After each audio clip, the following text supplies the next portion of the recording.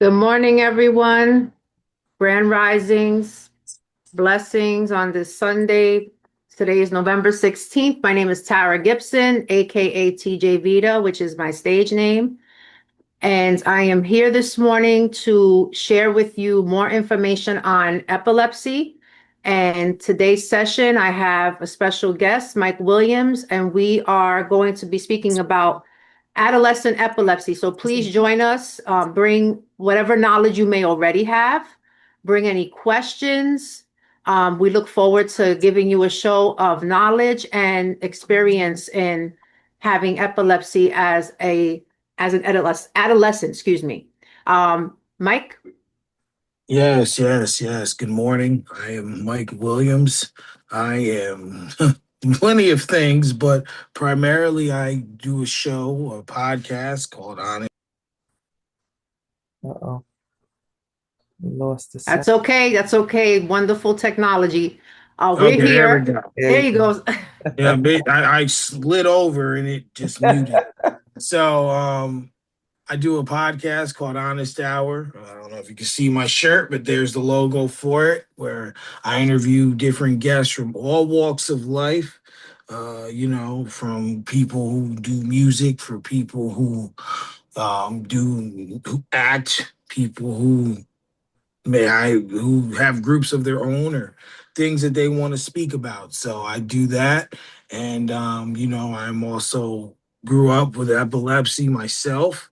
So it's an honor to be here and to speak to you and answer any questions I can to help the community be more knowledgeable about what epilepsy is and from my point of view.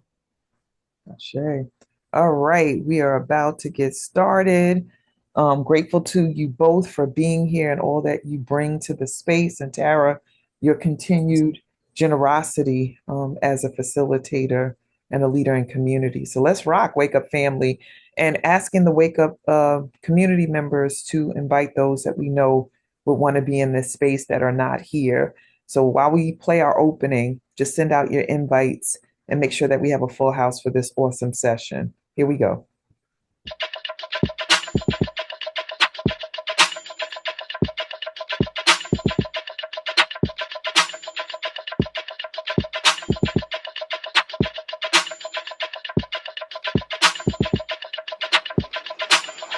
Wake up, everybody. It's time to get up. Wake up, everybody. It's time to get up. Stay woke, stay woke, stay woke. It's time to get up. Stay woke, stay woke, stay woke. It's time to get up. We're healing, we're dealing, we're growing. Together, releasing. We're teaching, we're moving. Together, we're learning, discerning. We're striving. Together, we're leading, connecting, transforming. Together.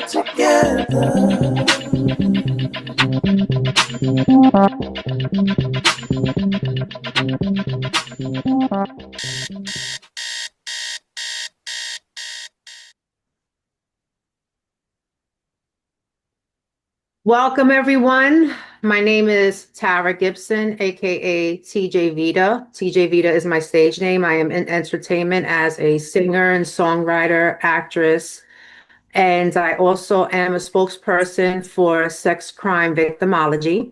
And I am back here. I've been on the Wake Up Everybody Network a number of times promoting epilepsy awareness, but this month is exceptionally special because we are in November, which is Epilepsy Awareness Month. And epilepsy is not talked about, is more common than we think. And because there's a lack of knowledge, there are a number of misdiagnoses in our community, especially in our Black and Brown community. So I am here again. This is the third session in November, and I have a guest speaker that is going to speak on having epilepsy as a child and adolescent. Um, each week in November, I will be here and I will have a different special guest. And the beautiful thing about this is everyone that has come on to the show and will be coming on, they all have a different form of epilepsy. So it's new knowledge. I encourage everyone to take notes. If you have any questions, please do not hesitate to ask. If you have any comments or anything that you want to contribute and experience, please feel free to, share that. I do want to say that experience is the best way to educate. I don't take away from doctors and what they've studied and everything they've been through and went through to get their education to help other people and, clinical diagnosing with epilepsy and any other condition as well. But I will say that it's nothing like experience. And this is why I do this. So please don't hesitate to ask any questions.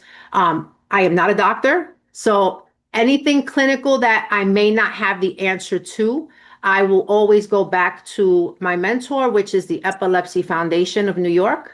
And anything that I can get information from them, I will deliver back to you. So I just want to say thank you for being here. We are celebrating Epilepsy Awareness Month because anything that we go through, and I started this because of all the things that I've been through and learned through my journey of having a child with epilepsy as well as having epilepsy myself, I wanted to bring back to the community. So thank you for being here. And we can go to the next slide.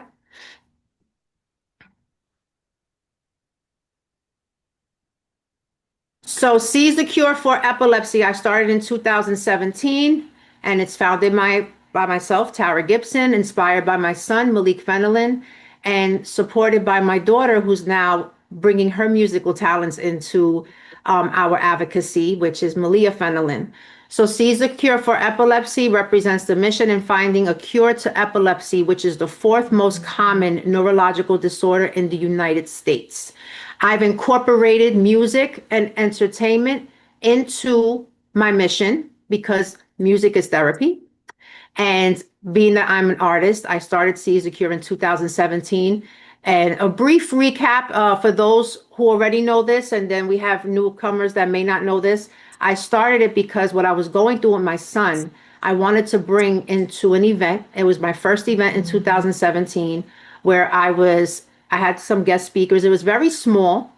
I had no intention of going past one event. Next thing I know, we're now in 2025, and I've had 10 events where they have grown significantly each event. And what we have are vendors, guest speakers, testimonial speakers. We give raffles.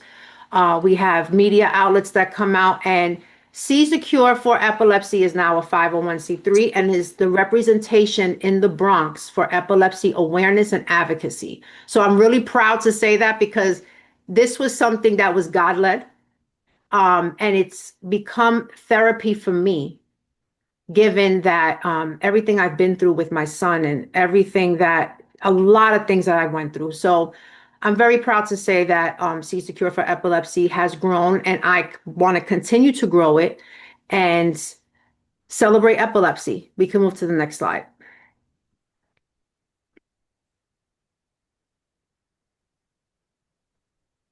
These are some of the programs that we have. We have workshops.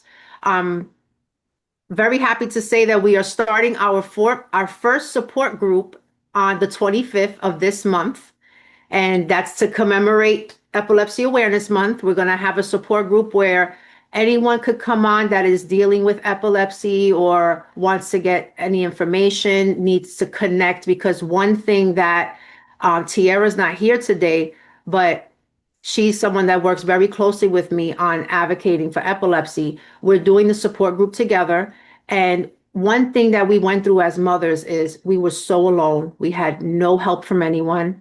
And we went through so much, and we had no one that could understand. We had to take care of our sick children, and no one could understand. No one was stepping in to help. And unfortunately, people tend to, if it doesn't hit close to home, Um, People just don't care. They don't take it seriously. And it's very hard, having a condition, especially when it's your child, and you have to provide, you have to support, and your mental health is going down the drain because you have no outlet. So we are finally starting our support group on the 25th. So please, if you know anyone or if you want to come join and, give any information that can help others. And it's just a way of supporting anyone going through this, their mental health and their emotional stability. So we can have an outlet where we can support others and support each other. You can email me. The contact information is on here. And I will give you the information on, where to tune in for the support group.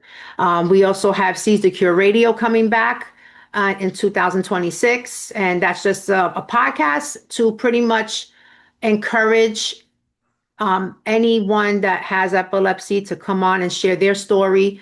Any experts that can come on and give information. I do have doctors that are lined up for that. And I'm excited for all the things going on with Seize the Cure. And of course, all the contact information is on there, as well as where to make a donation. You can move to the next slide. So before we go into what is epilepsy, I want to introduce, again, my special guest, Mike Williams. Mike, I just want you to share who you are, what epilepsy is to you, before we get into all the details and, all the roles that you have. Oh yes. So I'm Mike Williams. I am a podcaster, a photographer. I do security. I do media work. Oh man, there's so much. I'm an aspiring author. I'm starting to write a book. Um, father, friend, brother. There's more, but it's early and I just can't remember it at the moment. I'm not even gonna lie to you. I appreciate you allowing me this space to speak. So thank you very much. It's an honor to be here. Um, as for what epilepsy is to me is it's a condition where people don't really know everything, right? To me, it's a seizure disorder that really needs more attention. Because to me, it's when it's kind of like, and I hate to say it this way, but you ever watch like a movie of some sort or like a horror film and you see someone being possessed? That's what a seizure is. It's kind of like a possession of your body malfunctioning out of your control. You can't control what happens. You can't control where you're going. And it's a scary place to be. It's a scary, terrifying place to be when you have a seizure. It's just not something I wish on anybody. Thank you for sharing that. It's interesting that you said a possession because it is like that. And if you go back into history, before they even knew, before epilepsy even existed, um, it was first believed to be a possession of the devil. And then once the world of psychiatry started to evolve, and the world of psychiatry evolved before neurology was even known. And the world of psychiatry, they believed that it was schizophrenia, which hallucinations and delusions do come from what they call in the spiritual world the devil. So there's the connection with that. And then when the world of neurology started to evolve, that's when they realized and learned that epilepsy is in fact a neurological disorder. It's a neurological brain disorder. And just to get into the basics of what is epilepsy, epilepsy is a seizure disorder. Seizures are the symptoms of epilepsy. There are over 40 different types of seizures. And I'm not going to get into every single type because this session isn't about all the details with that. But that just goes to show you how much we are missing in information on knowing that epilepsy exists, and especially with our children, which is why this session is so important, because I've done a lot of research when it comes to adolescent epilepsy and all the causes, and a lot of our children are being misdiagnosed with other conditions, ADHD, behavioral conditions, learning disabilities, and of course they're being misdiagnosed and they're being treated based on that diagnosis. They're not being sent to a neurologist to get checked. So it's very important this session that we really touch on what to look out for. And again, experience teaches everything. Because if you go to someone and you want information, you want to go to someone who's living it, who has been through it. You don't want to go to someone that can't relate to anything that you're talking about or going through, because they haven't been through it to know how to guide you. A seizure is a brief excessive surge of electrical activity in one or more parts of the brain. So some people are having seizures in only one part of the brain. In other cases, it's the whole brain. And in my son's case, he has refractory epilepsy, which when he has a seizure, his whole brain, on an EEG, you can see it light up. And that's where he goes into convulsions. You can move to the next slide.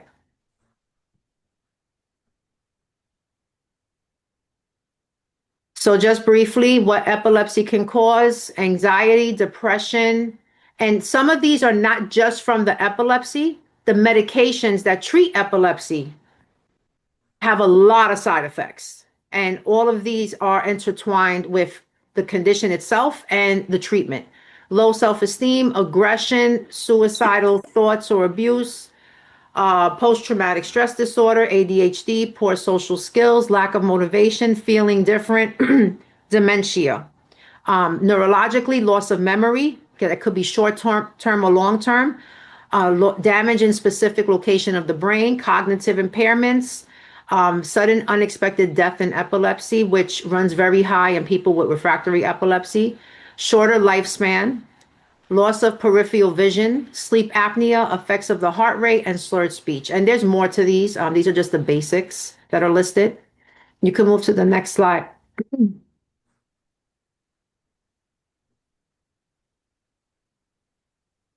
Okay, so this is just the information that's actually for the end.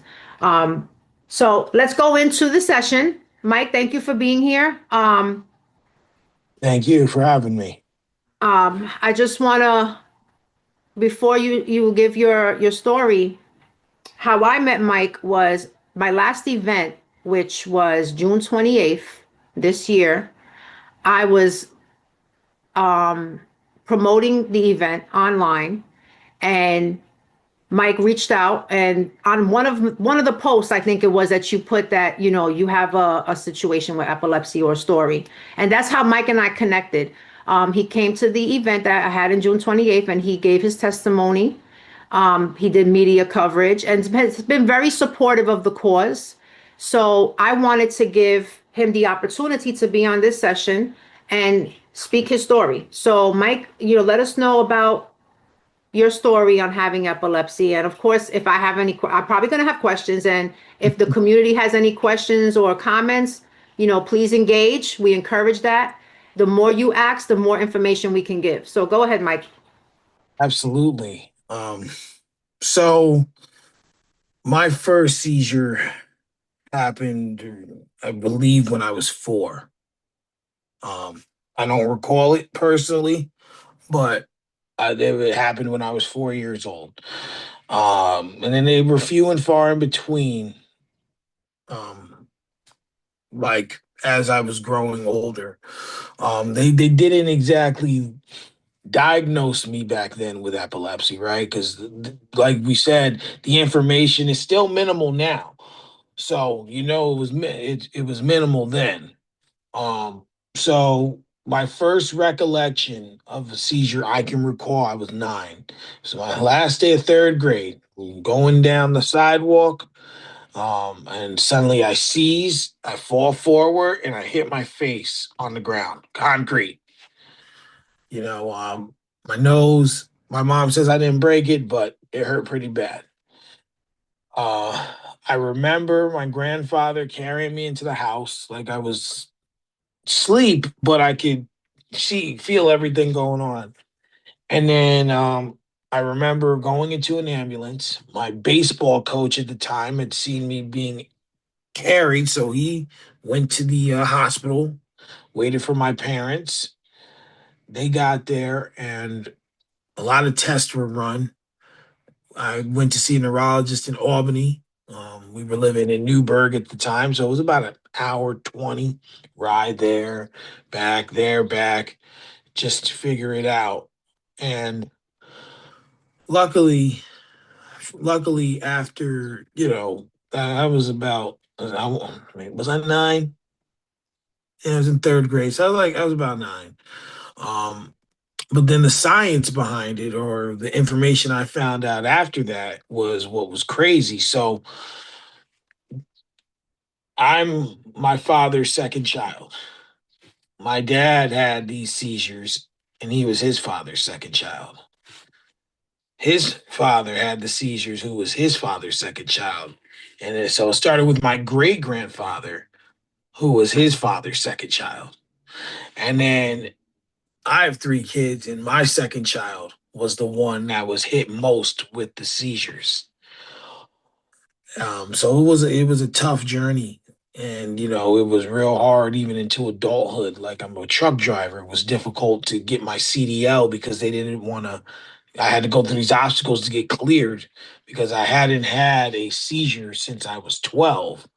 But even though that's the case, and I marked it on the papers, they went. It was a lot.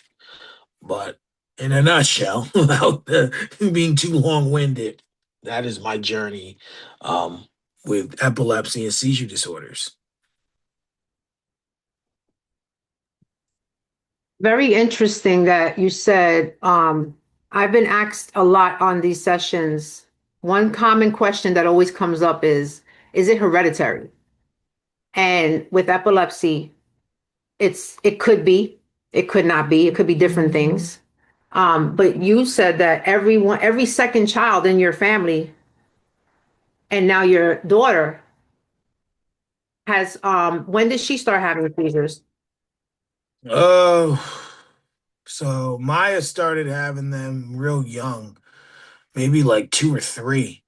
Um, and it's not funny, but just I I I only laugh now because my when it happened, I had told her mother that these things could happen.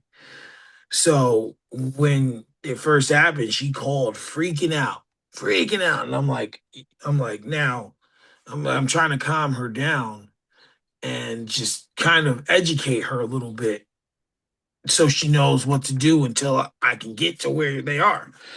And it's just been a wild ride. My oldest daughter had one, and my youngest daughter had one. But my middle daughter, I don't know if anyone could see this. This is a picture of her.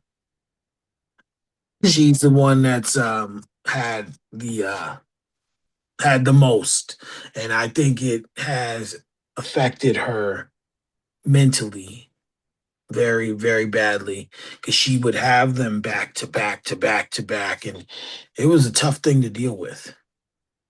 Is she still having them? No, no, she will be 13 next week. Um, and the last one she had was about 10. So she's been very good overall for the past few years. And was she, did you take her to a neurologist and get diagnosed or to get checked to see what was going on? Yes, yes, we did. And when you look at those scans, it looks like a lot of Mm-hmm. The if you see EG. if you see this down there, that's kind of good because it's minimal. But we're seeing this. Right. So, that's high level activity for. Mm-hmm. So they did diagnose her um with epilepsy. Um, but it was on a lower end. So because it wasn't active like all the time, I'm trying to remember how the doctor described it. He's like, it's a lower end because it's not those lines aren't active all the time. But when she's having them, they're jumping all over the page. They hooked her up. They did the EEG and everything to just check her. But Okay. but they did it inpatient because she was so small or Yeah, young. so and did they put her on medication? No, there was no medication for her.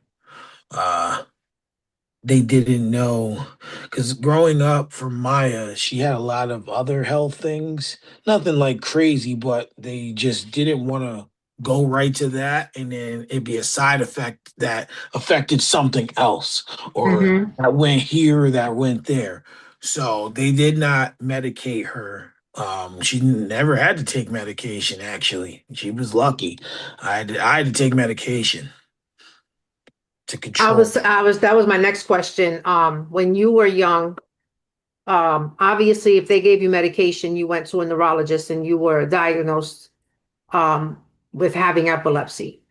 So, if you can remember, how many medications did they put you on? Like, did they have to keep trying different ones or one just worked? So I remember one medication, Tegretol is what it was called. Um, it was a chewable pill, Hmm. and you would just and it tasted like peppermint. I took that. I started with a half pill, and then it kind of they didn't stop the seizures. It just kind of helped tone them down. But they didn't like after the half a pill the reads, so it went up to a full pill, and then that went okay. And then when I got older, when I was like 12, 11, 12, excuse me, it went up to a pill and a half. And then I was able to go to away from the chewable one to one you just drank. You drank water with it, because I hated those chewable pills. Hmm. But it was Tegretol. That was the only medication that I recall taking as a child. And they put me on that when I was like 5 or 6. Yeah, they put me on that too, but I had an allergic reaction, so they had to take me off right away. Oof. Um, for myself, I was on 12 different medications.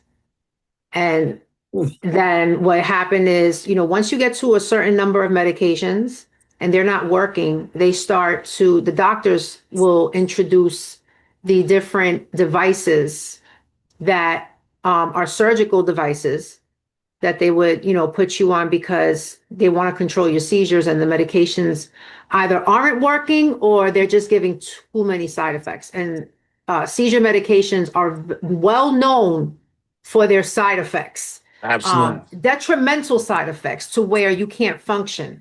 So, it's interesting. Well, I have the VNS, which is the vagus nerve stimulator. I've spoken about this a number of times. Um, by the grace of God, I haven't had a convulsion in a long time. So now I'm at the point that I don't want the device anymore. I just want it taken out of me. Um, but they have a lot of new inventions with devices that work like medication, but they don't have the same side effects. And they also target psychiatric disorders that come from epilepsy. So, I just want to give a few statistics, before I move on and ask you more questions. Sure. Tara, before Um, we do that, because the community has been holding space and deeply listening for a minute, just want to check in with folks about what they're coming up for them. Mike's generosity, and then also you expanding based on your experience. So, anybody in the community, comments, questions, acknowledgments, the floor is open for you to share before we move into the statistical data. So, mhm. raise your digital hand if you want to share, family. Some of you just arrived, but others have been in since mainly the top of the session. I Any, see some Zakaya Talib Bey. My daughter's name is Malika. Am I saying it correct? Malika, and her oldest daughter's name is Malia. Oh, wow. That's very ironic. Thank Yes. you for sharing that. I love the Yeah. purple heart that you included in there because purple is the color for epilepsy, for those who don't know. Ashe. Um, Yeah. That's Zakia. And yeah, all these connections is powerful. Um, Latifa has her hand up. So go ahead, Mama Latifa. Peace and blessings, everyone. Mike, thank you so much for sharing your story, and our heart goes out to you. We are one. Thank you, Tara, for continuing to share. What is the difference between convulsions and seizures? Convulsions are a type of seizure. So with seizures, they can be tonic-clonic, which are full-blown convulsions. A convulsion is which is what my son has had over 400 convulsions. And what happens with him is he can feel it coming sometimes, or sometimes he doesn't. He falls to the ground unconscious, violent shaking, the whole body, eyes roll behind his head, foam, sometimes vomit coming out his mouth. In some cases, you urinate on yourself. And the convulsion can last anywhere from a few seconds to 5 minutes. In the event that it gets close to 5 minutes, they advise you to call 911 because it can cause stroke and brain damage. Um, my son has had countless injuries from these convulsions. So those are tonic-clonic seizures. Absent seizures or petit mal are seizures that are not visible unless you know the person and know the situation. And this is where a lot of our children are being misdiagnosed because the symptoms of absent seizure or petit mal is staring spells. It looks like the person may be daydreaming. In some cases, it may be twitching of one part of the body. It may be, with myself, my eyelids, when they are twitching a lot, I know I'm having seizure activity. People that know me know what it is. And in those situations, you have petit mal, the staring spells, daydream. It looks like daydreaming. The person may stop while they're speaking and then continue forth like nothing happened. They may have trouble getting out their words because it's seizure activity. It's happening in the brain. So that's the difference between convulsion and seizures. I hope I answered your question. Was I clear on that? Please let me know if I wasn't. Yes, thank you very much. Okay. Um, Okay, let's see if anyone else has something to share. Raise your digital hand if you want to share. And then I see that there's something in the chat. So let me see what's happening. Denise Jacob said, I never had seizures, but as I mentioned last week, doctors wanted to put me in Keppra, on Keppra, but the side effects were crazy. I never took the medication and never had a seizure, but I wonder if sleep apnea can lead to seizures. Was there a bridge between them? Any thoughts about that, Mike or Tara? Bridge between sleep apnea and seizures? Well, the first thing is that I forgot in my story. Actually, they did try to put my daughter on Keppra, and I said, "Oh hell no, no, no, no, no, no, no, no! That medication's diabolical, even for an adult, let alone a child." Um, but to answer that, seizures have a lot of different side effects and things that could happen to you. Like Tara said, strokes. It can really really mess you up. And depression, anxiety are things that go with that, as well as, yes, it could create a sleep apnea because when you're having these seizures, you don't know what that convulsion or that trigger is sending your brain. It could be sending your brain anything. And after one, you may not sleep the same. I've had a lot of trouble sleeping in my latter years. I can't say it's due to that. I don't know for sure, but that is a possibility of of that happening. Sleep apnea, high blood pressure, like I said, stress, anxiety, um, the way you correlate certain situations, even like, it could make you anxious, right? It could create anger. So a lot of the side effects or a lot of the lasting effects from seizures definitely not everyone, it can affect your everyday life for sure. Um, Sleep apnea, I learned, is connected. Um, there, in my research, 39% of children are misdiagnosed with other conditions that they're not looked into for having epilepsy or any neurological disorder for that matter. Migraines and fainting is one. Sleep apnea is one, that many are diagnosed with sleep apnea, but it's actually seizures. And this could be night terrors, sleepwalking, insomnia, and the medications as well. The medications can actually cause sleep apnea. So it's kind of a dual relationship, if that answers your question. Um, Usually when you go to a neurologist, first thing they're going to do is do an EEG and test you for making sure you don't have epilepsy. And what happens is if you are diagnosed with epilepsy, what they're supposed to do is start looking into other conditions that coincide with epilepsy. And sleep apnea is one of them. I had to go for a sleep study because the first thing they did was they had me go into the hospital. When you have epilepsy, you're regularly having EEGs. This is like a every 6 month test where you go in for a 45-minute EEG, and in some cases, they put you in for a whole week to see when you're having the most seizure activity. It could be while you're reading, while you're watching TV, while you're eating, or it could be while you're sleeping. If they find that you are having a lot of seizure activity during the night, then they send you for a sleep study because they want to see if you're having sleep apnea.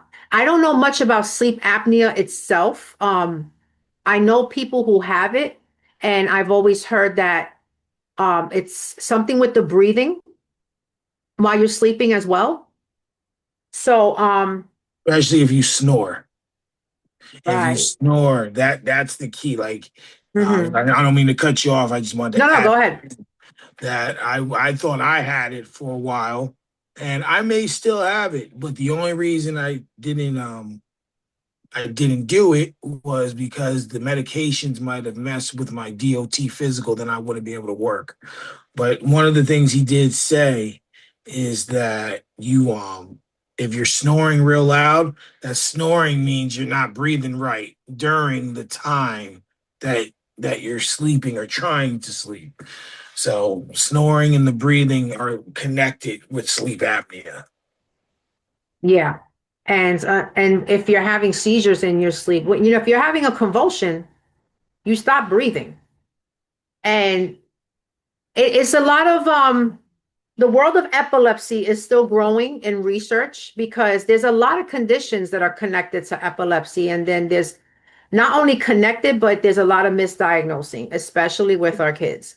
Um, the similar symptoms of epilepsy are similar to autism, similar to ADHD, similar to so many conditions that, and again, it's not just the disorder. We're also talking about the medications. The medications cause so many issues. There is something called psychogenic epileptic seizures. These are seizures that look like full-blown seizures, but they're actually psychiatric seizures. And now that's become in my opinion, and I have a story with this with my son. When they can't find what's going on, they're very quick to label it as psychiatric. And I've spoken on this in the past, and for those who have heard this story, you know, please listen again because this is so important. This is so important. Mental health is a problem. Absolutely. I'm never going to downplay it because I think everyone at some point goes through some kind of mental health crisis, whether we talk about it or not, whether we even realize it or not. With my son, I took him to a neurologist. He's seen so many neurologists, but my insurance changed for him. And with insurance change came we can't see him anymore. You need to find a new doctor. And once you have a doctor that you like and you connect with, especially with your child, you don't want to go through unnecessary change, because now you got to go through the whole get to know you phase with doctors and go through the whole history. And this particular doctor that he was changed to, I did not like her. I couldn't pinpoint why, but I'm the kind of person that I get vibes with people. And I automatically will know if something is just not right. But I'm going to be optimistic. I'm going to give it time and see, because this is my child and I need help. So she started seeing him, and she threw out so many different medications. Keppra was one. I swear I needed a whole session on Keppra because Keppra is a well-known medication for its psychiatric effects. I did not want to play. I didn't want him to be a guinea pig for medications. So she kept asking me to record his seizures so she can see it for herself. And I told her, I'm not in the process. When my son has a seizure, it's a full-blown convulsion. And he's always in a situation where my first reaction is to save him from severely hurting himself, which he has. Calling 911. I'm not pressing the camera and recording just so you can be convinced that what he's having is seizures. This doctor kept telling me that she's not sure of if they're really seizures. They could be something called psychogenic non-epileptic seizures. Now, I did feel very offended by it. The first thing I was thinking is, is it because he's Black? You want to automatically pin it to that? I was very on the defense, and I'm not wrong. And maybe my thoughts on it were wrong, but I'm not wrong for being a parent and advocating for my child. And I know what I'm looking at. So then she says, I'm not convinced that he's having seizures. I asked her about CBD oil. And this is during the time that I started Seize the Cure. And I'm learning from all my events. I'm learning from all the connections that I've made, professional connections, people who are experiencing it with me. And I'm asking questions. I keep hearing about CBD oil. Medical marijuana was not an option for me because he was still a teenager. He's a young Black male. And the last thing I wanted was for him to get on medical marijuana, and it's still going to cause an issue. And that was just my fear. He was too young. I didn't want to go that route. So CBD oil, I was doing my research, and I really liked what I was hearing. And I even had access to how to get it. She refused to give a prescription for it because she said, it's very expensive. And I'm like, that's not your issue or problem to worry about. I'm asking for the prescription. This particular clinic gives prescriptions for CBD oil. And she's like, well, I'm not convinced he's having seizures. I'm not going to give a prescription for something that I don't know for myself. But you're willing to prescribe Lamictal and Keppra and Dilantin and Depakote, and the list goes on for all the medications that she was willing to give a prescription for, but not for CBD. So I told her, doctor, with all due respect, my financial situation or how I pay for something is not your business. Well, that's offensive in itself. It's very offensive. And of course, the first thing I was thinking was, the racial thing. That's the first thing I was thinking. We all do. What ended up happening is she wanted to put him in the hospital for a week, the regular EEGs that I was speaking of. And I said, fine. You want to put him in the hospital? No problem. I want a bike in his room because I'm going to get his heart rate to go up. I'm going to sleep deprive him. I'm going to trigger a seizure. Mike, that was the hardest thing I had to do because it's not about this psychogenic non-epileptic seizures not existing. You know, maybe that is a thing. But with your children, if you're quick to diagnose, the first thing you're going to do is give them a medication that's based on that specific diagnosis. And I was so against it. I said, I've been dealing with his seizures for years. It's affected my family. It's affected him tremendously because as we know, our children, they grow. And that transition from preteen to teenager to even worse, young adulthood, it becomes very tricky. And let's face it, we're the parents. We're supposed to have the answers. And if we don't have the answers, we're supposed to get those answers and protect and provide. And when we're depending on doctors, it's a hopeless situation. And while this is all happening, you're dealing with the effects of these seizures. You wanted to say something, Mike? I saw you. Oh, nope. You're Okay. good. You're good. I had a little itch. That's all. You're good. Yeah. I want to make sure because of all that you shared, there's so many themes inside of what you're sharing. The fact that we're advocating for your child, the navigation of a system that can be racist, oppressive, biased, abusive, and coercive. There's lots of layers here, but I also want to read some of what was placed in the chat. So raise your digital hand if you have something to share based on what Tara just offered. And we thank you for the authenticity and the candor, Tara, about your journey with your son. We're learning so much from you and about seizure disorders and the impact. Let me see. Denise said yes, she had many strokes and never knew when. She also said yes, you stopped breathing for a period, like during the sleep cycle with sleep apnea. So you wake up exhausted, and Keppra is an expensive devil as well. So talking about CBD being expensive.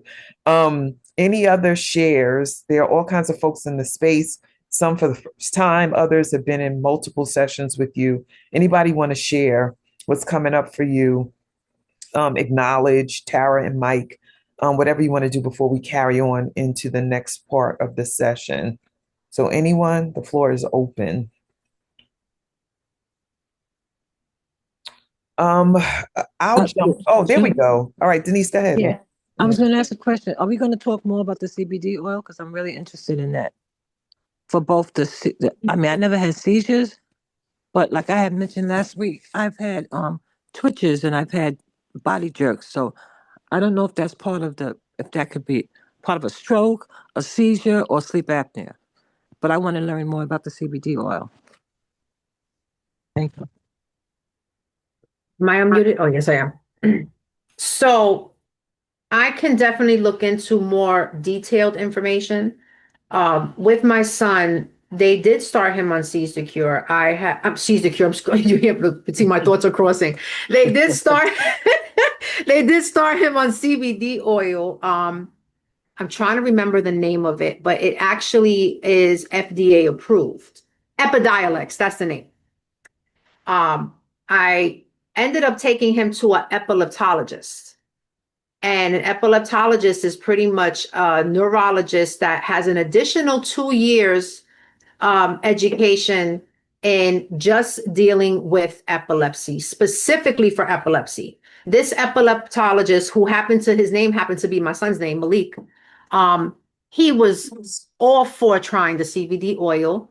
He put in a prescription. It's Epidiolex. It's FDA approved. And I want to say that there was an improvement in the number of seizures he was having per month. My son at one point was having seizures every week, convulsions. So the side effects, my son, lost a lot of weight. And he ended up, as he got older, taking himself off of it. Once they reach that age of making their own decisions, that's it. There's nothing you can really do. But if need be, if you would like, I can get more detailed information on CBD oil. CBD oil is pretty much it doesn't have any TSH, which is what makes it medical marijuana. So it's more organic from what I've been told. There are a number of different types of CBD oil that, just like medication, they all target specific things. So a lot of information would need to be given that I can get for you if you would like. As a matter of fact, I'm going to write it down so I don't forget. And if you don't mind throwing your information in the chat, so I can have it and reach out to you directly, because I do know a number of experts in the field of dealing with CBD oil.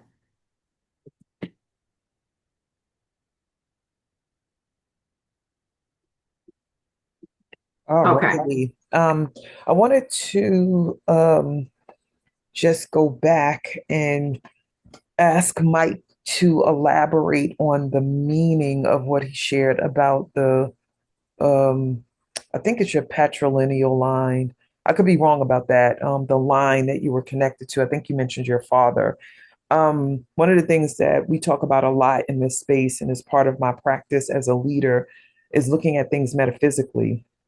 And I'm not sure if that's something that you're into, but when you kept making the connection to being a second born child and having seizures and how it has impacted multiple lines, for me, the genetic part of it, yes, people can get with that, but sometimes people can't always understand or believe that there is some type of connection with birth order. And I don't mean biologically, I mean that physically, that this second child position has placed y'all in the position of carrying this impact of having seizures. And so I wanted to know what it means for you, because you went out of your way to mention that to us. You didn't just say it was genetic. You talked about birth order and the pattern. So anything there, I don't want to push it. I just wanted to see if there was something more to share on your end since you mentioned it. I would say to do your research on why it could be happening. It's very important to understand that kind of detail, to really understand why you have them and where it came from. So I went through I asked a lot of questions to my parents, my father, because it came from his side, because and he said your grandfather had them and your great grandfather. And then as we're talking, then he explained that to me.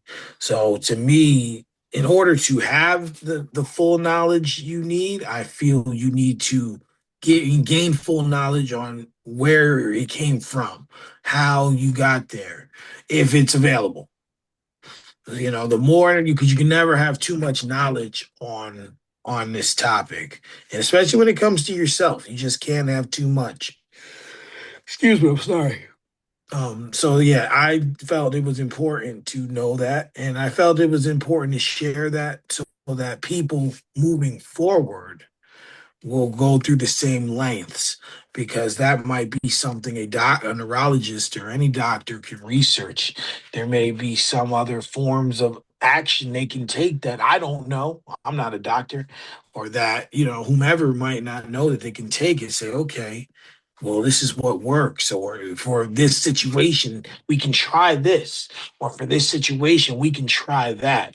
So it's important to me that I'm very detailed in what I say, in hopes that for anyone who's lacking knowledge can utilize that same detail to gain the results that they need to live with this.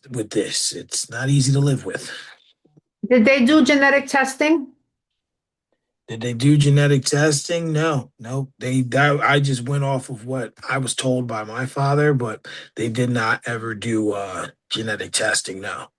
If you want, you may want to look into that, because the genetic testing could really confirm where the seizures are coming from, and it could also give you kind of like a better outlook on not just where it came from, but also moving forward.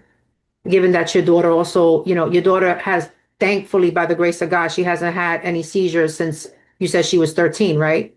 Jen should be 13 next Yeah. week after. But once, with epilepsy, the seizures are the symptom and they could vanish off and then reappear later on.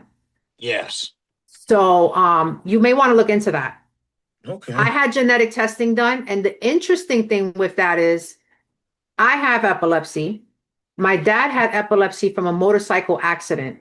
So it was caused by an actual trauma to the head, not because he had it in his family. But then I somehow got it, and now my son has it. But the genetic testing showed that my son has a particular gene that is connected to epilepsy and is connected to his father. Wow. His father does not have epilepsy. So again, we're dealing with a world of no real concrete answers, but it's very interesting because if you look into the family, you never know who has it. Mind you, maybe his father, he's never got checked. For all, I know he has a lot of memory issues. I don't know it's his age or him doing too much, but he never got tested. But it showed that it came from his dad's line. So it's something you may want to look into. Did they ever offer that to you, Mike? Given that you have it plus your daughter? If you could remember. I've never heard it, so I'm gonna say no, that was Okay. never offered, because I even thinking about it, I didn't even know that was really a thing. So I'm gonna say no, that was never offered to me, or unless her mother went one time and maybe it's a detail she forgot to tell me at the visit, but it was never offered to me. No. Yeah, that's one of the specialists that I was saying. When you have epilepsy, they usually start digging into other things that could be the answer. Um, in epilepsy, it's the fourth most common neurological disorder, but there's still a lot of lack of knowledge on answers to, with Seize the Cure. I always say it's not about the cure, because there really is no cure for epilepsy, at least that we know of. But it's about having a life of normalcy, the best as possible while dealing with this condition. And the hardest thing to do is have a condition yourself and then also take care of your child having the same, condition. I know we're going into the 8 o'clock hour where they transition for anyone who has to leave. So before I get into anything else, that's going to probably cut into it. I just want to, for those who do have to leave, I want to thank you for being here. I'm going to be here every Sunday for the rest of the month of November with more guest speakers and more information. And my contact information is in the chat. Mike's contact information as well is in the chat. Please reach out if you need any resources or you have any questions. If I don't have the answer, I definitely will look into it. I want to say again that I am under the Seize the Cure is under the umbrella of the Epilepsy Foundation. We have been assigned to represent the Bronx in epilepsy awareness and advocacy. And the beautiful thing about this is I'm learning as Seize the Cure grows. And that's how I bring information and more to my events and workshops and programs. I'm still a work in progress, and I'm still also dealing with epilepsy in my house, in my home. My son is doing much better. He's doing much better, but we still deal with it. I just don't talk about it as much. I used to be on social media, always asking for prayers and showing my journey and what I was going through with him, with every injury and everything I was dealing with. But now, he's become more of an advocate because it's not about him.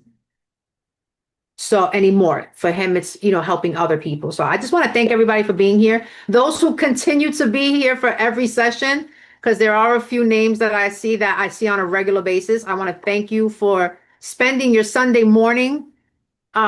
Just you being here is support. And that's what everyone needs, especially dealing with this condition. And for anyone coming into the space, I want to thank you. And I hope that for the next half hour, you learned something, because we have a lot more to share. Laura Clark, thank you, Tara and Mike, for sharing your experiences with us. Thank you for being here and listening. Absolutely. So, Mike, how, when your daughter first had her first seizure, what was that experience like? And my second question to you is, how did you emotionally deal with, the fact that you have it and what you've been through, and now you're watching your child have the same thing. What are some of the emotions that went through you and as well as your wife? Well, so my current marriage is actually my second marriage. Okay. So when Maya had her first seizure, I was married to my first wife, and I was at work when it happened. So the phone rang, and I was in the middle of something. I couldn't answer the phone at the moment. So I sent my ex-wife a text. I said, I'll call you right back. And then she just kept calling and calling. So after like the fourth call, I pick up. I'm like, hello. And she's like all frantic. Like, Mike, Mike, Mike. I'm like, okay, calm down. What's wrong?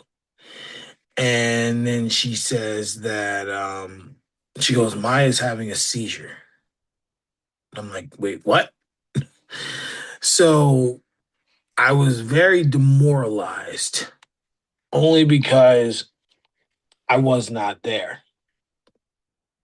Um, and on the contrary, you may not believe this, but Maya has had at least 12 seizures that I can recall.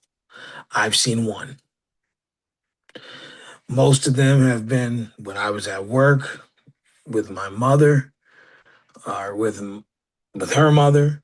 And even my current wife has seen more seizures than I have.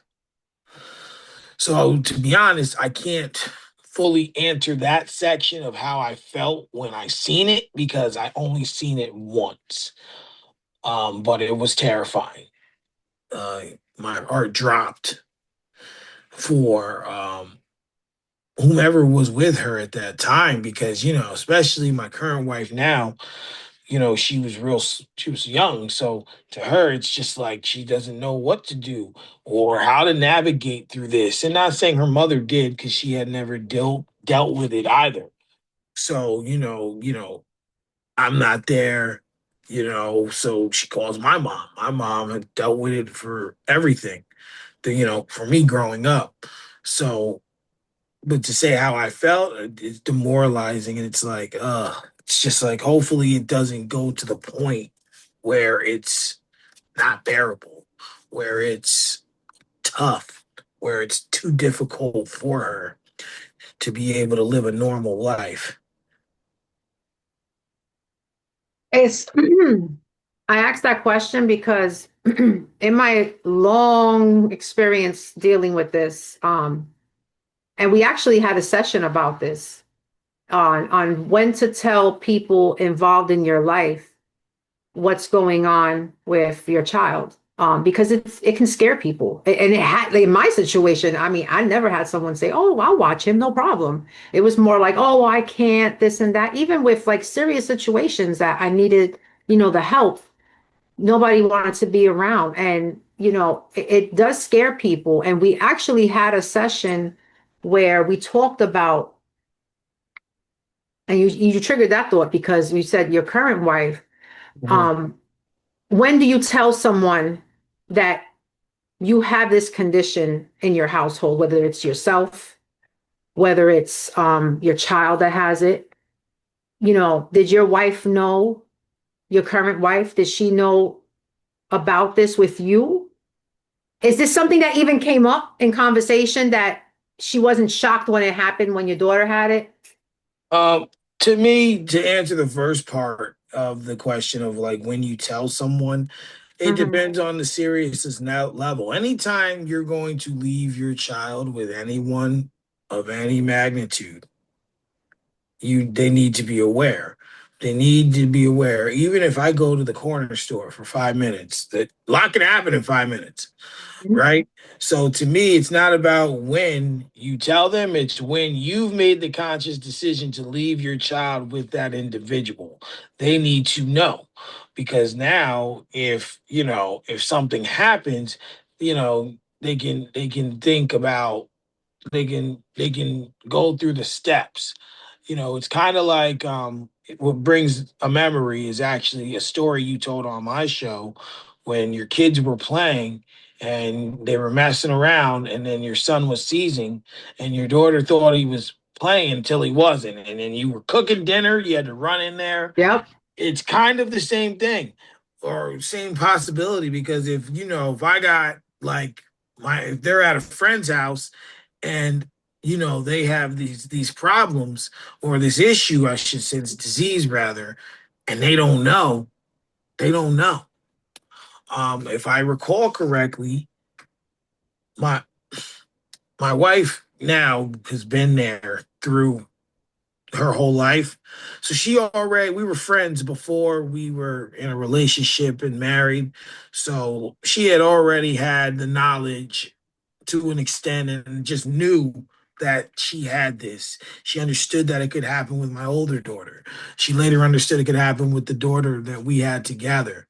So she did have some knowledge on it, as much as she could gather from it. Right. Do you remember when you were having your seizures? Do you remember what you went through emotionally, psychologically, cognitively? Any challenges that you faced being young and having this? I remember being very tired after. Um, and this tired was a special tired because like through the years of my life, I've worked in truck driving now, 12 years altogether, 12 years. And my first driving job was Pepsi. And I would work from 6 a.m. to like 8 p.m. some nights. I'd be so tired. And what me and my friends would call that is Pepsi tired. And what that was your body just is defeated, you're deflated, your mental's on like a tube. You just have no energy to keep going. You just feel like if to perfectly describe it, it feels like someone just took 3 bags of like 10 or 12 pound potatoes and threw it on me. That's how it would feel. Being tired from having a seizure, it's worse than that. It felt like someone threw a ton of bricks on you. You just have no energy, no desire. And I don't recollect anything in the moments of when it was happening. I just recollect some of the things I was feeling after: tired, sleepy, um, confused, hungry, because people, it takes a lot of energy out of you when you're seizing for sure. Did you have any challenges in school? Um, I can't say I did from that. I mean, I did have in school issues, concentrating. Um, I have had issues remembering things. Even now, I have to read things 10, 20, 30 times to remember them. And I hate reading unless I'm real interested in the topic. But like, yeah, like even so, like when I was studying to get my CDL, I had to read the stuff again and again and again. And eventually I just wouldn't remember them. But it's it's what you call it. It's rough. It's rough. I can't say it was due to that, but I did struggle in school, especially with math. Oh my God. Yeah, it's I used to have daycares when I lived in the Bronx, and there was a number of times that because I have the knowledge that I have, there was a number of times that, we had students that they were showing signs.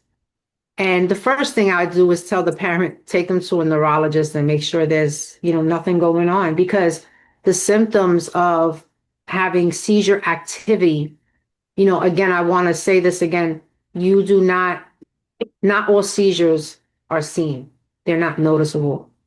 But when you have a child struggling with concentration, taking in information and, perception, memory issues, speech issues, occupational issues. It could be a weakness in grabbing things and dropping pencils consistently.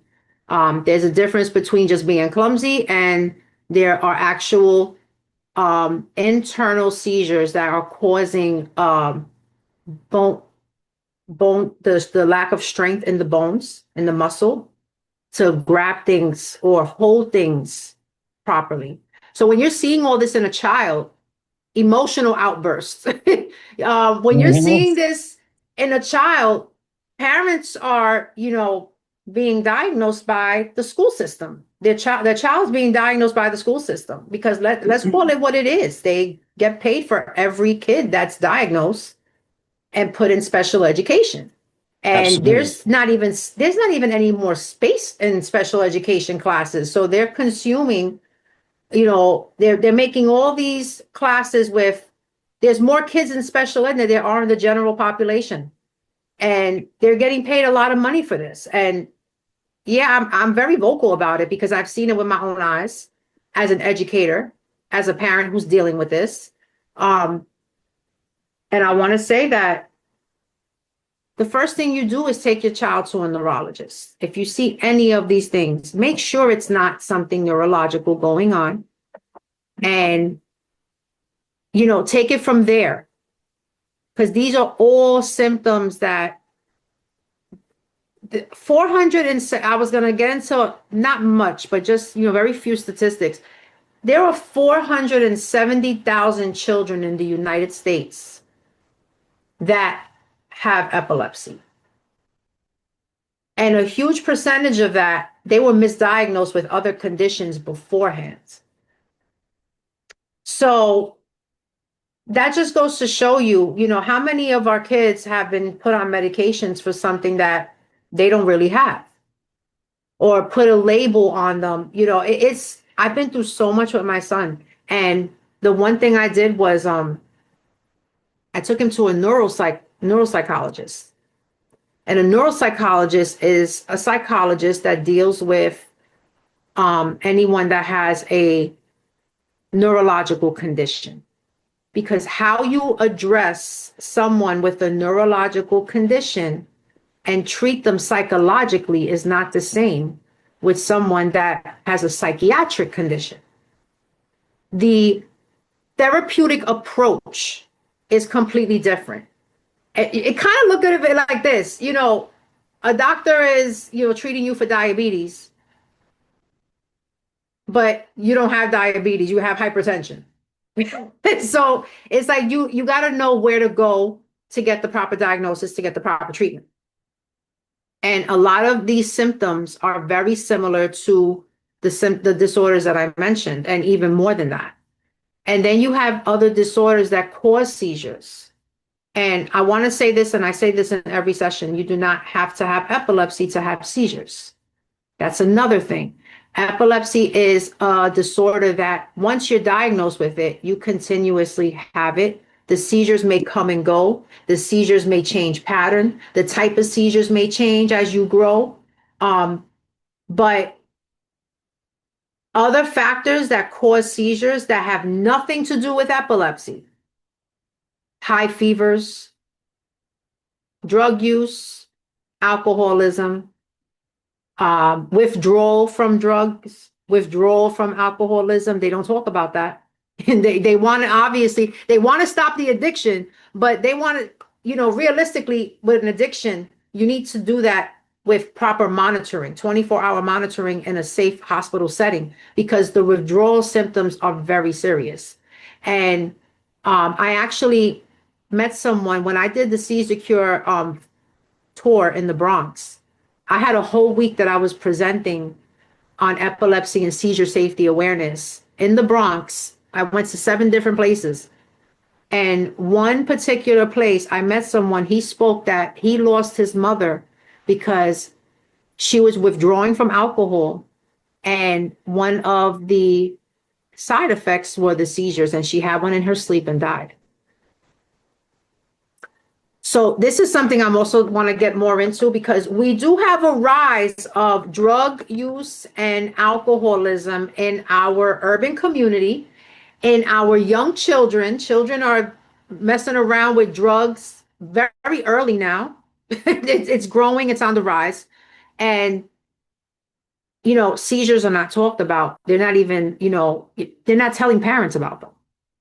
Withdrawal from medications themselves. You have medications for hypertension, diabetes, cancer. Majority of them, one of the side effects, very small print, seizures.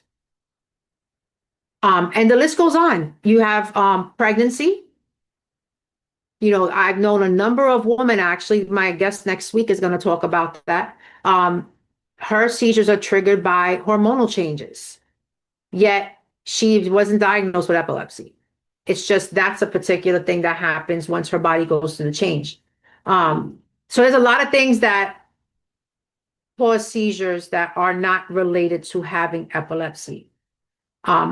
People with epilepsy, I've heard stories where they've been seizure free for 10 years, and all of a sudden the seizures start coming back. No particular trigger. It could be body changes, is what I'm thinking. So it's a bigger problem than it's made to be. And honestly, it doesn't need to be such a problem if there was more research and advocacy and resources and help for people who are dealing with this, especially parents with their children. I know I never took my epilepsy seriously. And I was even scolded by the neurologist when I got older and started wanting to take care of myself. I went to this neurologist, and he was fantastic. He retired because of, his mom being sick. And he told me, Ms. Gibson, if I'm going to treat you, you got to take care of yourself, because you may not be convulsing, but your seizure activity is through the roof. And I'm not going to treat you if you're not going to take your epilepsy seriously. And I respect him for that, because he had to kind of check me. It's again, even with myself, if you don't see the seizures, they're not there. Now I know my body, so I know exactly when I'm having seizure activity. But I want to say that, when it's your child, it really hits different. I always say that because the things I went through with my son, I have countless stories. And I know, Mike, I was on your show, and I think you had said the show was about an hour, and I think we went into a 2-hour show interview on your show, because hour and 33 minutes. Hour 30. I just, every story, every injury that has made me really think about how to incorporate my experience with Seize the Cure. For example, there was a time that my son convulsed in the shower, and the shower knobs went through his stomach. There was another time that my son he's 6 feet now, 6'1". At that time, he was 6 feet. Now, the Bronx apartments, the bathrooms are pretty small, and the door to the bathroom is not a, pull out, it's a push in. So he seized, and when he was seizing, he was blocking the door. I couldn't open the door. So I took my axe. Don't ask me why I have an axe. That's another story, but I had an axe, and that's a story for a different day. I took the axe and I chopped that door in, but I did it from the top because I didn't want to hit him, but I knew he was on the floor. And I had a fight with management because they wanted to charge me. And I had already put in paperwork for getting my apartment. I want to say ADA, certain things when you have a condition in the household, you have to get things redone, that will be safe for him during his seizures. And I had already asked them to make that change. They were refusing to do it. So now I had to deal with this, and I had to go through a number of channels. By the grace of God, I already had seizure cure. So I already went through my connect through the Epilepsy Foundation, and I did what I had to do to get the door changed to where they pull it out, which cost them money, but they ended up not charging me because I fought it. I incorporated this into Seizure Cure to help people. Now, part of what Seizure Cure is, if someone comes to me and says, listen, my child was diagnosed with epilepsy, or I'm having seizures, I have epilepsy, the first thing I do is I've actually done virtual visits where I look at the house and I tell them, do this for safety, remove your rugs, your carpeting,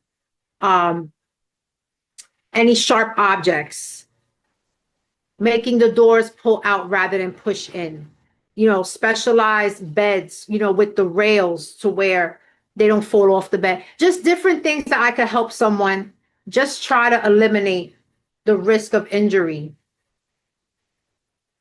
It's not always going to happen, but that's how we try to help. And Mike, as I know, having a child with epilepsy is very scary because you don't know how to navigate through them becoming adults. Right. And then when they become adults, they make their own decisions. So I don't know how old is your oldest? Well, I have two stepkids. They're 23 and 19. Okay. My first oldest is Brenda's going to be 14. Okay.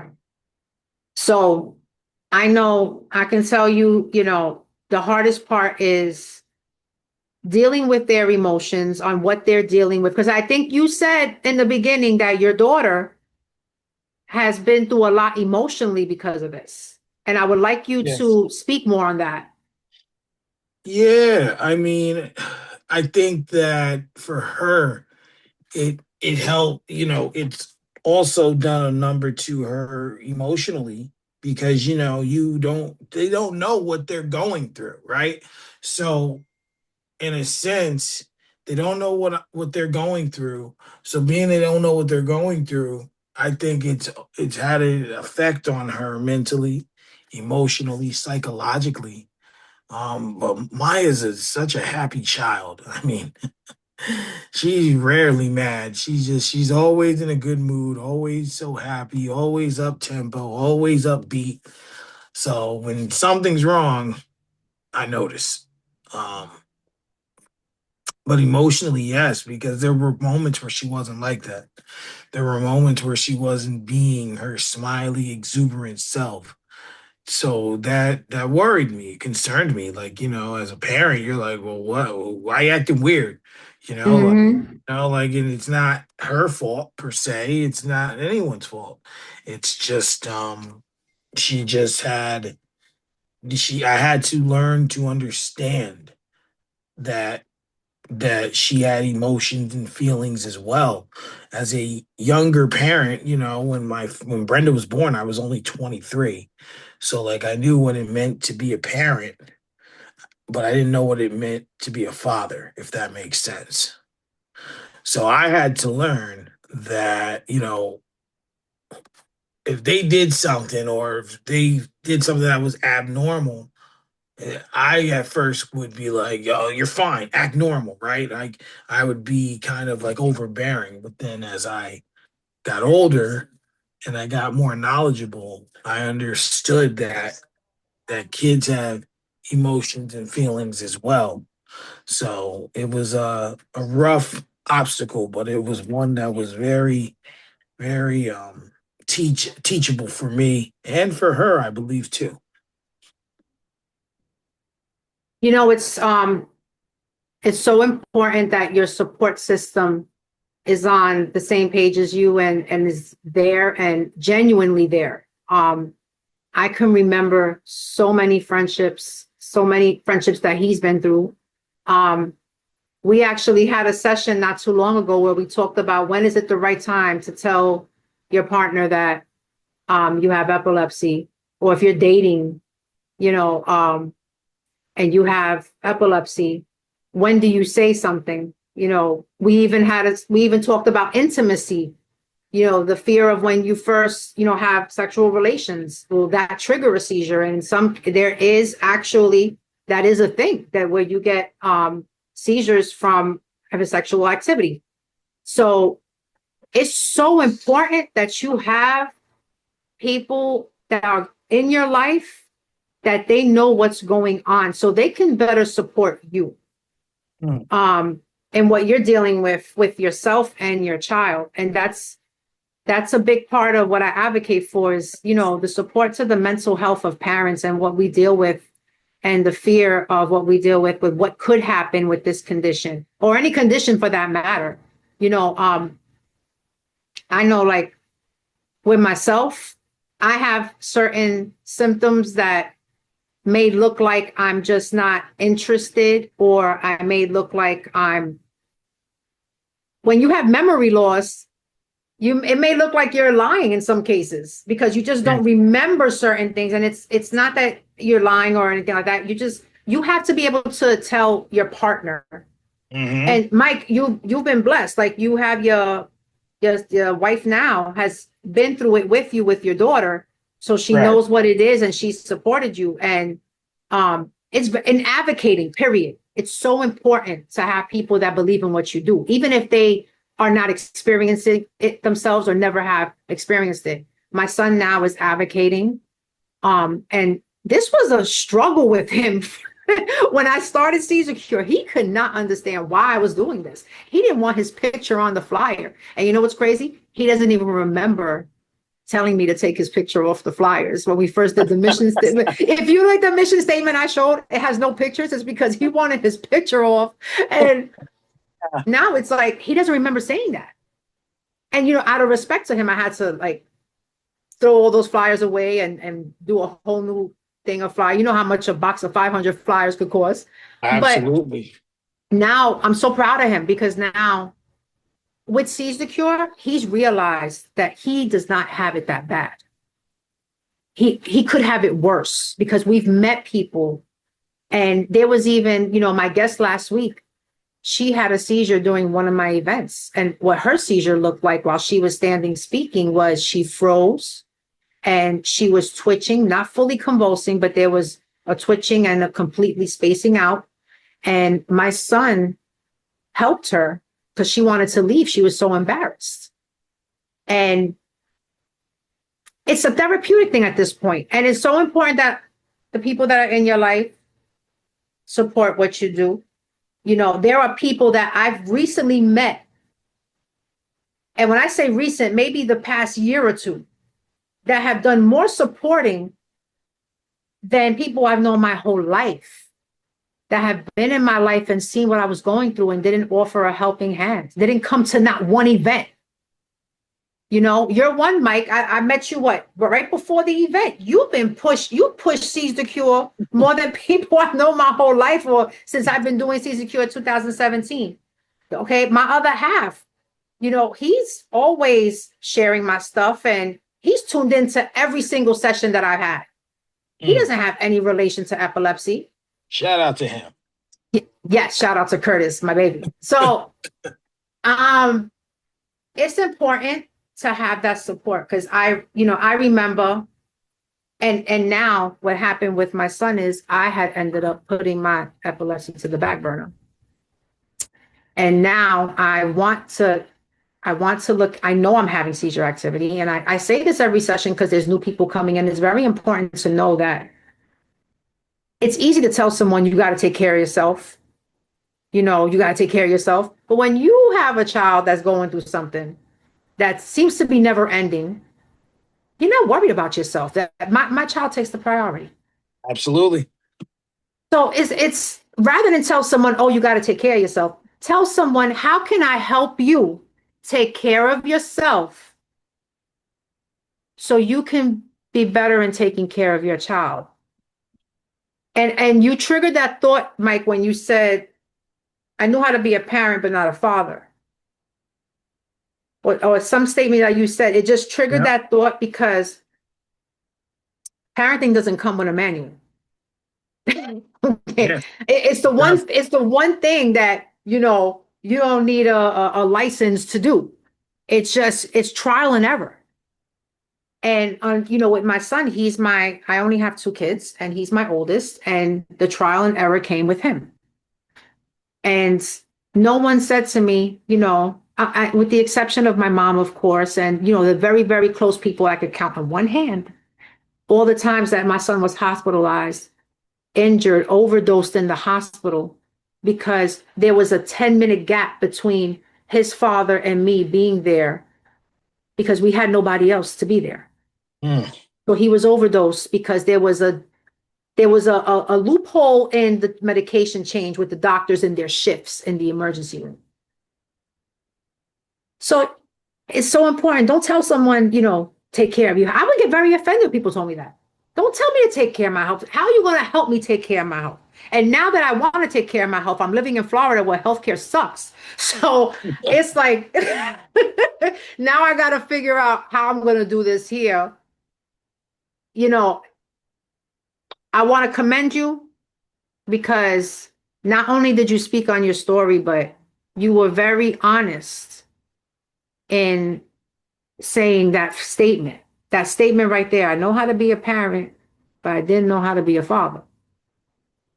And now I'm realizing you do a lot with mental health, with men and mental health. So now I'm learning a lot with you because I'm seeing why you do what you do. Mental health for men is a serious thing. And with fathers, my son, his father is Haitian. There's cultural things that come into play when dealing with disorders and mental health. In certain cultures, mental health is not a thing. It's, you're a man, snap out of it. Do what you got to do. Toughen up. Toughen up. Yeah, don't cry. Be a man and deal with it. And it's a lot. It's a lot. And, I know my son's father went through a lot with my son. And the condition and having to work and be there. And, for a man, it's to protect and provide. Absolutely. So when you're not able to do that, especially when your child, and when you said you were there for 1 seizure for your child. So just the feeling of you not being there, it's a feeling of, and I'm not a man. I'm not a man, but I've been a single mother for a long time. And I know the feeling of, perfect example. When I did the tour recently in March, the Seize the Cure tour, as I was getting on the plane, my son had a seizure. And I was so angry at myself for not being there. I was in the plane. There's obviously no one can contact me. I get off the plane and I hear he was taken in an ambulance. And the first feeling I had was I failed because I wasn't there. And then I went through the whole process in my head of, I wasn't there because I was working on Seize the Cure. Should I be doing Seize the Cure? The feeling of responsibility. And, I had to really, take a breather just to collect what was happening. Compartmentalize what you're feeling. Yeah. And, once my son told me, Mom, you were doing what you had to do and keep doing it. I'm okay. But just that feeling, and when you said that, when you weren't there for her seizures, I could just imagine how that made you feel. Oh, it's 10 times worse. I mean, a few things I want to say, just going down the path of kind of not rebuttal, but in response to what you said is I tell people all the time to take care of themselves before their children. I'm a firm believer that if you are not healthy, I can't be there for anyone else. Right. I'm no good to anyone. So if my child needs my help, that's that, and I'm okay. All right. But in order for me to be there in that capacity, I have to be okay. I have to be in a good headspace, I would say to that, in all forms.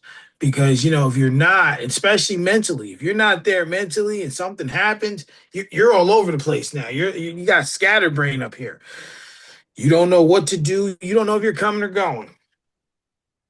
So, I do understand though, because, like now my wife has done that for years. And now, to a degree, she's paying a little bit of the price. She's paying a little bit of the price. But I also would say is yes, when you're not there, it definitely is difficult because and most times when I wasn't there, I was at work. Like it's not like I was doing something. Like it wasn't like I'm out with my friends. I was at work, and the one and a matter of fact, I know we're going here, but I got to tell the one seizure I did see. It was a really rough patch. My current wife. We weren't married yet. She was pregnant with Michelle, my youngest, and we had just been evicted from our place. We primarily just didn't know where we were going to sleep the next night. So during the holidays, we stayed with my mom for a few days. So my mom's ex-husband had a brother who was disabled.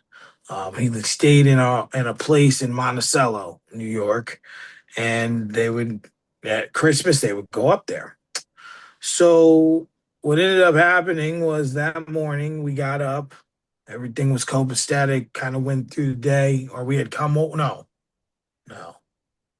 hold on, I'm sorry, no, she wasn't pregnant. Michelle was just born. That's what it was. Michelle was just born. Michelle was born December 22nd.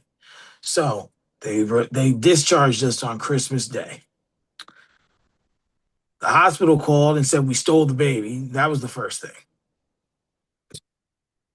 Yeah, we stole the baby because the pediatrician didn't come to see the baby before we left. I'm like, well, that's on the pediatrician. That ain't on us. So we get to my mom's house, and now like, it's Christmas Day. It's like noon. So they're heading out to go up to Monticello to go see his brother. So from there we come back, they come back, we have dinner, we have dessert. Now we hadn't opened any gifts. So here it is, 10 o'clock at night. We're opening Christmas gifts. Finish around midnight. Where the kids are inside. And then I'm outside. At the time I was smoking cigarettes. So me and my wife are outside, we're talking, smoking. And then suddenly, see, my stepdaughter comes out and says, "Oh, Brenda, was it Brenda? I think this one was actually Brenda. Now that I think about it, pretty sure Brenda was seizing." Um, which was weird because Maya had been the one having all the seizures, right? So she's seizing, can't get her to stop, and then we go to the hospital, call her mother. Her mother meets me down there. We're in there. And they had to run tests. She was small. I mean, she was Brenda at the time. Michelle was just born. So Brenda had to be 3. I think she was 3, just turned 3, and they had to force her to pee so they could test everything. And it was a rough situation, uncomfortable. They look at you for protection, and it's like you're letting them do this. And it was a rough thing just to watch. So I would say, to answer your question fully, to not be there was sadly, and I hate to say it, was somewhat comforting after seeing it. I understand what you mean. Like it sounds like the wrong thing to say, but I felt comfort in not being there all those times. I felt bad for my current wife, my mom. I felt bad for her mother, but to me, because you're defenseless, right? Like there's nothing you can do to stop it. You're just there. And I would say, and you can't touch them really. You can't, snap them out of it. You have to let that pass. So, to anyone who's gone through that, who's here or who's seeing it or has been through it, whatever it takes to help you get through it, whatever medication you have to take, whatever doctor you have to see, you may even need therapy afterwards. And she went into mental health. That's important too. Just do what you have to do to get better and to live your life as normal as possible. Absolutely. Well, I want to thank you for coming on and sharing. We're about to close out this session. I want to thank everybody for tuning in. I hope you learned something for those, whether you've been here for prior sessions or you're new to this session. I'm going to be here every week for the rest of November. And after November, I still will have more guests on, but we are in Epilepsy Awareness Month, and this is my way of celebrating epilepsy by spreading awareness. And Mike, I want to thank you for, speaking on, the point of the show was to talk about young epilepsy, and that's exactly what we talked about, given your situation, having it when you were younger, and now your daughter having it. I pray that, she continues to stay seizure free for as long as possible. I know with juvenile epilepsy, you can grow out of it, they say. Yes. So I'm hoping this is one of those situations. But yeah, again, thank you for coming on. Anyone who's has any questions, my contact information is there. If you need any questions, if you just need support, a listening ear, that's what I'm here for. Support is always needed. And I want to thank everybody for taking the time on a Sunday morning. I know everybody's tired. I'm exhausted, but this is something I'm very passionate about. And this is something that has helped me deal with my own feelings and things that I'm continuously dealing with. And of course, once I start getting the help that I need for my epilepsy, I'm gonna go through that also for myself, because I know, once you get older, you already have your set opinions on things and your knowledge, and it becomes a challenge. But again, thank everybody for coming. If we can move into the contact information for myself and Seize the Cure. And one thing I just want to say, Yes. I'm done. I usually like to close my show with a positive ending message, but I'm going to say what I've learned, what I say now to everyone at the end of the show. Be better than you were yesterday, but be prepared tomorrow to be better than you are today. I like that phrase. Thank you. You want to repeat that again? Be better than you were yesterday, but be prepared tomorrow to be better than you are today. Thank you. Thank you for that phrase, that quote. So for everyone, this is the information to where you can send a donation. Seize the Cure is a non-for-profit, so any donations goes to the programs that we are developing and building on, which includes workshops, it includes support groups. Again, I want to say that we are starting our first support group on November 25th. So please contact me if you'd like to be a part of that support group. Support is support. You don't have to have a relation to epilepsy or seizures, but if you just want to gain it just to support other people who are going through it and give any information that you may have that may help them, please reach out to me. I'll give you the link to where you can come in to our support group. I'm being very careful with who I bring into the support groups, which is why, we're screening everything. So please just reach out to me. I'll give you the information. We have our website, www.seizethecureforepilepsy.com. You can make a donation through Cash App, PayPal, and we also have Zelle now. I want to just let you know that epilepsy, I've taken each letter in the word, and each letter is an identification or signification of what Seize the Cure is about. educate, persevere, inspire, love, enlighten, prosper, support, and youth. So again, reach out to me if you have any questions or need any support in any kind of way. Okay, thank you. And Tara, when you get a chance, drop the links into the chat so that they're accessible with ease. I see the QR codes, but some folks may be on their phones and not able to aim because they're using the device. But if you have the links, we can definitely utilize them to support your movement. And thank you once again, both of you, for what you do each day to educate the community. Your podcasting might it really means a lot for us to continue to offer what we are purposed to do to the community so that we can persevere and excel and ascend. That's what we're about in the Wake Up space, especially during this current season, socially and politically. All righty. One more thing. I'm sorry. Yes, I know sir. you're trying to close out. Just want to let anyone know who's in here. If you want to come on my show and tell your story, please reach out. I've been doing a lot of entertainment as of late, and now I'm trying to gather people who have stories to share the more humanized side of myself and the world as well. So please, please, please, if you want to come on and tell your story, do reach out. And to all my contact information is available to you. Thank you. All right. We will definitely share the contact information so that people can take you up on it. And family, the invitation was extended, so please take Mike up on being a guest. I definitely will as well.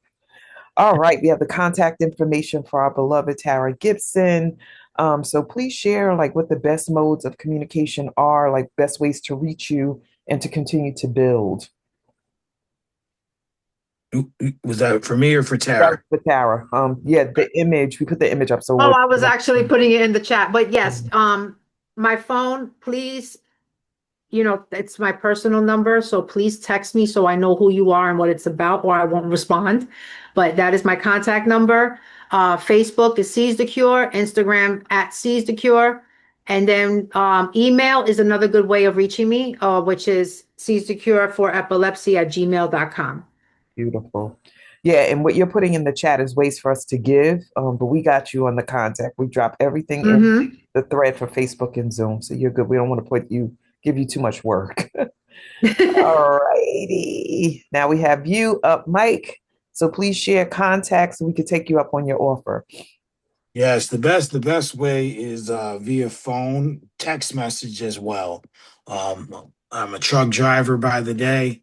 What will happen is you text me at, let's say 10:30 in the morning. By the time my work day's done, 5:36, I'm checking my messages and I will get back to you. Instagram is my preferred social media use because Facebook is a little too sensitive for my liking these days. But Instagram, if you're gonna use that, preferably. But yeah, text messages are always the best. Just say who you are and you'd like to come on, and we'll make it happen. All right, beautiful. And we thank you for not texting while driving your truck. Thank you. Thank you. All right, the information is being dropped into the thread on Facebook and the Zoom thread here in the Zoom space. So, catch it, carry it, and follow up as Mike and Tara have requested. And so, love offerings and donations. We are in this space for Wake Up Everybody, where no matter what, we'll continue to show up and give and share and co-create and manifest. And we ask if you are able and if you are willing, and I think folks who gave last week, in any way, presence is giving, as well as the resources that were given, whether it was $5 or $50 or $500. Whatever it is, it's welcome in this space because love offerings are an exchange of energy, literal currency and love currency. So we thank you for that. And you can use Zelle Quick Pay at soulleadershipdevelopment@gmail.com or Cash App at $Spirit of a Woman. If you are thinking of giving today, please redirect the resources to Tara and her foundation and her work. And you can use this code, hashtag 1501TG. Or you can just say, wake up when you give, just if there's a way to write a note, let Tara know that this community gave, and y'all can give there because abundance is infinite And if you're not giving to us in the space today, you're giving to us by giving to Tara. So do that, please, and allow her movement to grow. And if you want to use the opportunity, the options for monthly automated love offerings, these are 4 links that you can use that are being dropped into the thread so that you can give monthly. There are several people who give monthly to Wake Up, and we're eternally grateful for those contributions. What the money goes to is infrastructure. It doesn't go to the hands of me or anybody else. It allows for us to continue paying for our account for Zoom. It allows us to keep paying for Kajabi, which is the way that we send out e-blasts and announcements and all of that. It allows us to maintain our automated texting structure and to pay for the administrative aspects of this work that we do daily. So please know that you're given to the skeleton and the heart of Wake Up by giving, so that you know that your contribution allows us to do this 5 days a week over the course of the entire year. And we are in 5.5 years of offering these powerful sessions, and we will continue as long as you continue to show up.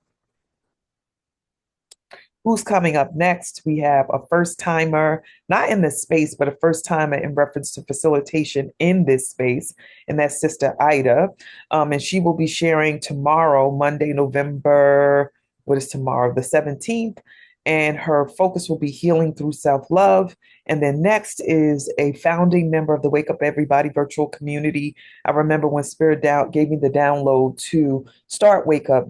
Just before COVID started, I reached out to Kinyofu to support with the administrative container for Wake Up and to also facilitate. And she said yes immediately.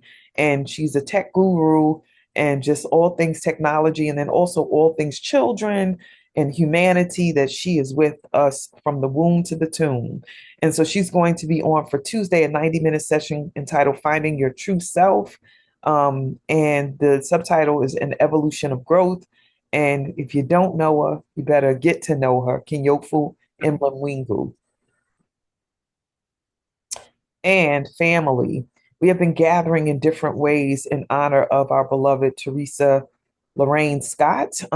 If you are new to the community, if you're visiting because Tara and Mike are here, please know that, just like they're talking about the realities of epilepsy, in this space, we talk about the realities of life and death, the rites of passage, which include birth, and then the final one, which is our transition to the ancestral plane. And one of our founding members, and a person that was in here almost every single day, and we've been here 1,501 days, I've been missing her terribly, and her voice and just seeing her name. But we get to celebrate her. She transitioned on October 29th. I think in the evening time, I'll find out the time from her family or members of the community know. But Teresa is going to be celebrated this Thursday coming. I'm scheduled to be a facilitator on Thursday. So I am gladly going to be hosting the session, the celebration. And it's entitled And the Beat Goes On, honoring the heart, rhythm, and soul of Teresa Lorraine Scott. And it's hosted by the Wake Up Everybody virtual community. Thursday, November 20th, 2025, from 7 a.m. to 9 a.m. It'll be a 2-hour celebration. If we go over, it's worth it. Teresa will let us know. But one of the things that I am really, really conscious of is that she has been showing up and showing out in many ways. We've had multiple gatherings. They had a candlelight vigil for her last night. She was involved with multiple communities. So she's like, I'm going to make sure y'all keep celebrating me. And one of the things that Adam brought up, and I thought of it as well, is that we need a Teresa Scott Day on Wake Up.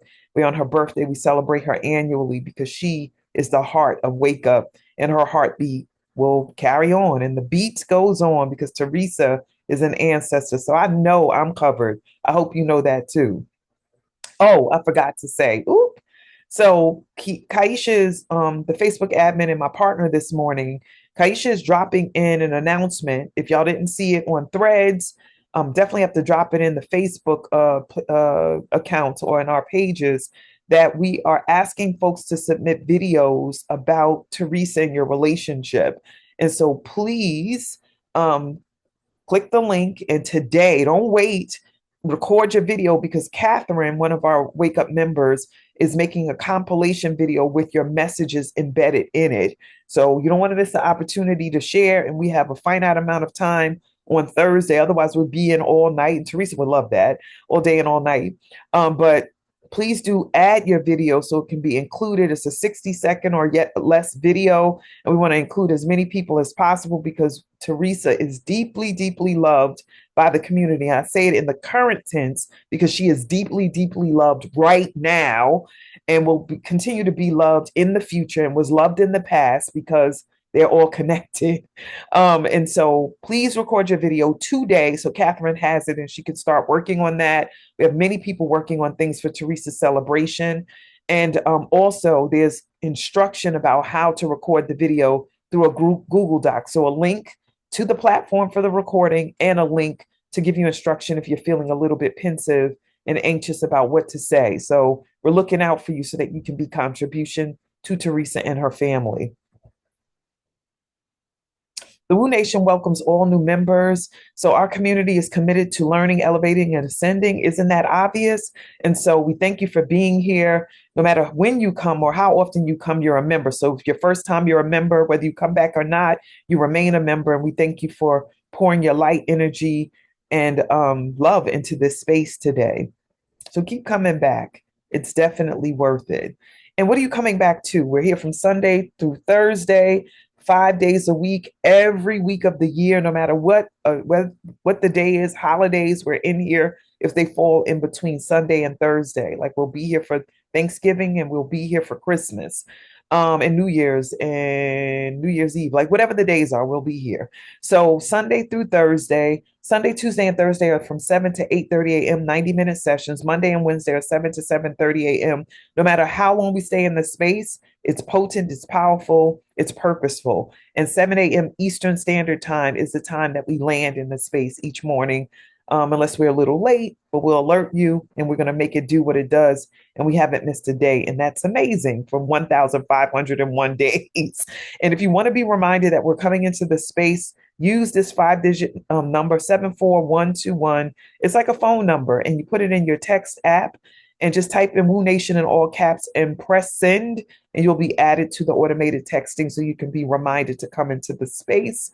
And if it's glitching out, please let us know. I know I got an alert this morning. I'm not exempt. Everybody who is has done this has received an alert unless there's some type of glitch. But check in with us to see if we need to correct something in the system. Maybe it's your number that has been put in incorrectly or something else. So we'll see and we'll correct it so we can add you. We want to thank you for being here. We encourage you to stay in touch energetically, emotionally, communicatively, so that we can all keep growing and learning together. We want to make Teresa proud that we're continue to build in this session because she loved Wake Up, and she loved, and loves us. So let's continue to make that happen. I'm going to invite you to use these links to join us on our Facebook pages. We have 2, private and public. Follow us on Instagram as we continue to figure out a plan to build that out. We have YouTube videos that are hundreds now because we've been uploading them or downloading them, whatever the term is, so that our YouTube page can be popping. Please follow us on there so that we can have access to expansion of our work and community engagement. So we have a plan for that for 2026. And then if you have something to say, testimonial or suggestions, or you want to volunteer to be an admin like I'm doing in Kaisha, or the onboarding team that onboards facilitators, or the slides team, or the persons that post on Facebook so that we know what's coming up next, or creates our social media verbiage so that we can drop in the announcements that Kaisha is taking care of now, please do let us know. And you can also text me if you have my number, or reach out to Kaisha or other admins that you are aware of. So I'm going to take this down and we're going to do what we call a love shower. And that's a way to celebrate Mike and Tara for doing what they do. So Mike and Tara, if you can come back on video, if you're able, because I know it's morning time, y'all might be preparing kids for school or doing whatever you need to do in your like in your homes. But please, family, please unmute and honor these amazing human beings for what they provided today. So I'm going to invite. Thank you. Thank you so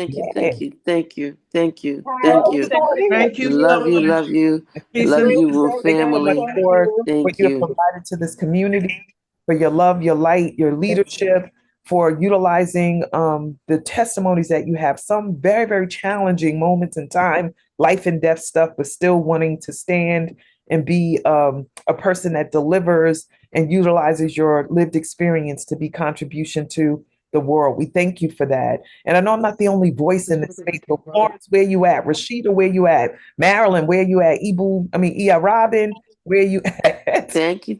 Yes, Love you. family. Thank you. We We do love appreciate you. Tara, We for all continue you to be do. blessed with Thank safety you, and Thank Mike, you. for blessing us. You're part of the family now, so keep coming back.